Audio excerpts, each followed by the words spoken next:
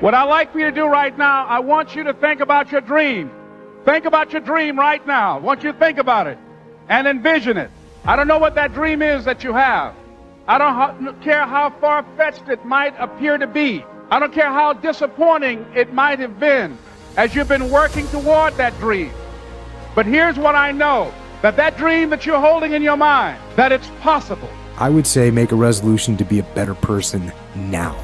Make it a resolution of discipline to get better, smarter, faster, stronger, healthier, more productive, less agitated, to eat cleaner, live more, to go and do. Do all those things. But don't do them on New Year's Eve. Don't do them on New Year's Day. Do them now. That resolution of discipline to work and follow through and maintain your will. That'll result in the freedom that you're looking for. See, sometimes we can't say, I can do that. But what we can say, that it's possible that I can have my dream as we run toward it, as we work on it day in and day out. No one, ladies and gentlemen, could have convinced me when I started out just over 6 years ago working on my dream. And I want you to think about whatever your dream is, because I was willing to take a chance. And most people won't do that. These are not risk takers. Most people have done all that they're ever going to do. They raise a family, they earn a living, and then they die. But people who are running toward their dreams, life has a special kind of meaning. And here's what I will share with you, that in the process of working on your dreams, you are going to incur a lot of disappointment, a lot of failure, a lot of pain, a lot of setbacks, a lot of defeats. But in the process of doing that, you will discover some things about yourself that you don't know right now. What you will realize is that you have greatness within you. I'm able to visualize and dream like nobody's business. And I know that I can create a vision that many people can't.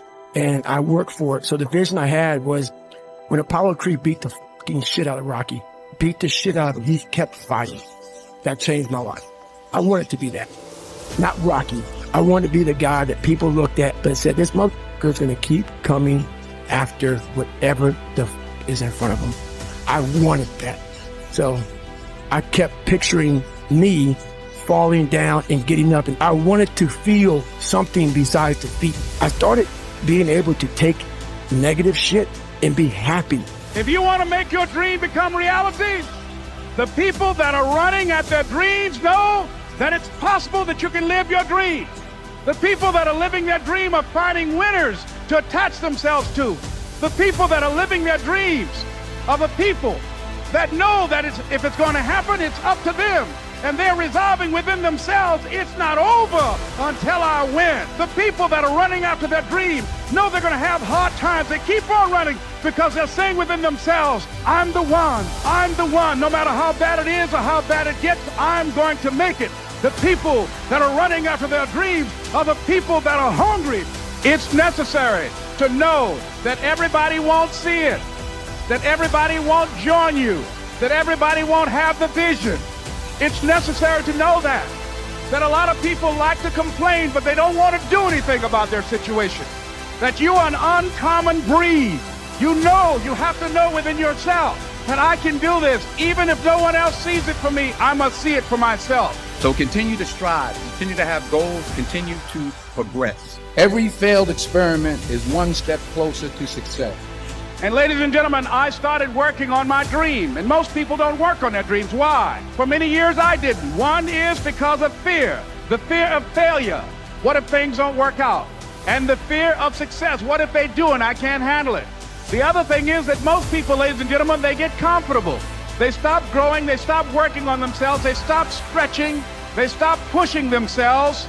And they end up becoming very cynical about life. And they throw in the towel on themselves, on their families, and on their dreams. So I applaud you for your dreaming, for your running toward your dream. I applaud you for believing in yourself, because that's what life is about. Stretching and challenging, looking for ways that you can begin to improve yourself, of stretching out, of acting on my dream. And I don't know what that dream is for you. I can tell you that it's possible. It's possible for you to live your dream. It's necessary that you associate with winners, that you are relentless, that you never give up. It's you. You've got to take personal responsibility. You've got to make it your personal business to make it happen. You're never, ever, ever, ever going to feel like doing the things you need to do in order to have what you want. One of the things I have realized, and many of us have, if you want something out of life, if you want to change yourself, if you want to acquire something, if there's some goal that you want to reach, that is really not easy as some people will make us feel. That living your dream, changing your behaviors, overcoming negative habits, it's challenging. It's hard. That living alone is just very difficult. And once we begin to come to grips with the fact that living is difficult, life is very challenging. So how do we begin to nurture that hunger? What are the characteristics or the qualities of people that are hungry? What will it take for me to get some of the things that I want? And being hungry for those things. Number one, you've got to work on yourself. It's very important that you engage in an ongoing process to develop you. Spend more time on yourself than what you've been spending. Take ownership of your life and lead. Lead yourself and your team and the people in your life. Lead them all to victory. You're always going to need to push yourself. You're always going to need to parent yourself. Unless you understand that you've got to parent yourself, you've got to push yourself, you're not going to make your dreams come true. You're just not. We're not wired that way. You weren't born that way. You weren't that way when you were growing up, and you're certainly not that way as an adult. And there's a tremendous amount of liberation that comes when you accept the fact that you're always going to need to give yourself a push. It's very important. You owe that to yourself. Many of us never realize our greatness because we become sidetracked by secondary activity. Because you are creating your own production. You are the star of your show. You are the director. You're writing the script. And you will determine whether your life is, you determine that. Working on yourself, talking to yourself. That's so very important. The elite performers look at time and use time completely differently than the people who perform at an average level. About people who win, who max out. They are in a much bigger hurry than the people who are average. And I'm not kidding you when I say this. They're in a bigger hurry to get to their destination, to get to their outcome. Their pace is faster. They walk faster. They talk faster. And their expectation when they're going to arrive at their destination is sooner. Because there's something to be said about how close you think you are to a goal and how fast you will run to get to the finish line. The greatest tool you and I have as people, this is what makes us unique beyond every other living being entity that has a heartbeat on this planet. What makes you and I unique is whatever we put our time and our focus into grows. Time and focus are the most two valuable tools we have as people.